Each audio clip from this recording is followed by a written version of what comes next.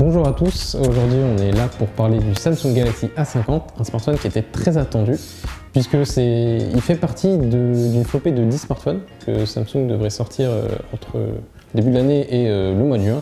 Donc 10 Samsung Galaxy A du milieu de gamme et ce A50, juste que je tiens ici, c'est le premier à arriver sur nos terres, c'est un premier arrivé en France. Et il faut avouer que c'est un très bon smartphone pour 350 €. On va commencer avec la taille. Bon, il passe pas inaperçu, il est un peu imposant, il a un écran de 6,4 pouces, mais c'est un écran Super AMOLED qui dispose d'une encoche goutte d'eau, et c'est la première fois chez Samsung qu'on a ce genre d'encoche.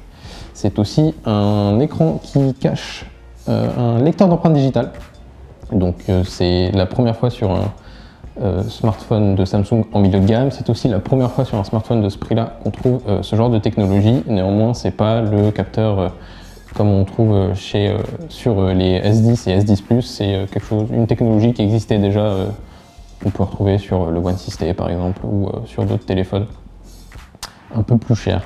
C'est un très bon écran. Il faudra juste un peu paramétrer dans les réglages pour obtenir le meilleur des couleurs.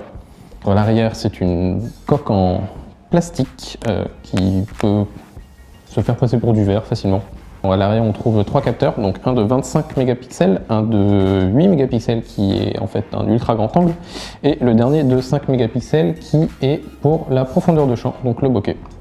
D'après nos tests, c'est de très bons capteurs, ça fonctionne bien, seulement il y a quelques soucis qu'on a relevés lors de nos tests. Il y a notamment un effet de voile bizarre sur les photos, que ce soit de jour ou de nuit.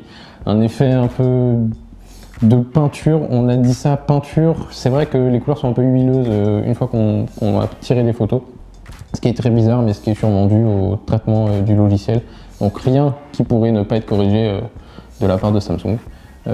Sinon, au-delà de ça, si vous passez pas votre temps à prendre des photos ou si vous n'êtes pas très regardant, ça fait le taf, c'est très bien. L'ultra grand angle, pareil, il est très bon. On a fait un labo dédié dessus. Il y a toujours cet effet de voile sur les clichés, mais c'est pas super dérangeant. Il faudra vraiment zoomer pour les voir ou vraiment être regardant. C'est très bien aussi parce qu'il capture beaucoup de lumière, donc de nuit c'est parfait puisque vous aurez de meilleurs résultats en photo. Néanmoins, dès qu'il y aura un peu de lumière, ça va avoir tendance à cramer.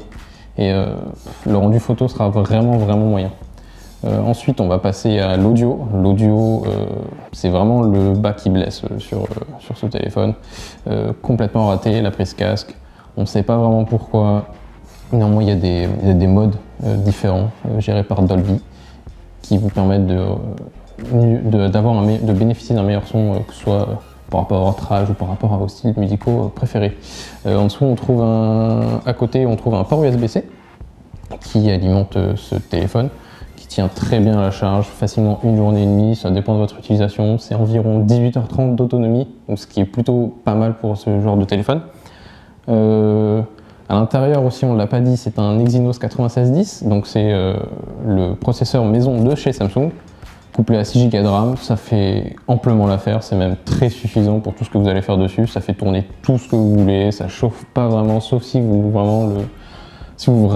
jouez pendant 1-2 heures ou ce genre de truc, ça va vraiment pas chauffer. C'est parfait pour l'utilisation, c'est parfait une fois en main. La batterie, c'est du 4000 mAh, c'est parfait, ça a pris 4 étoiles, on peut que vous le conseiller.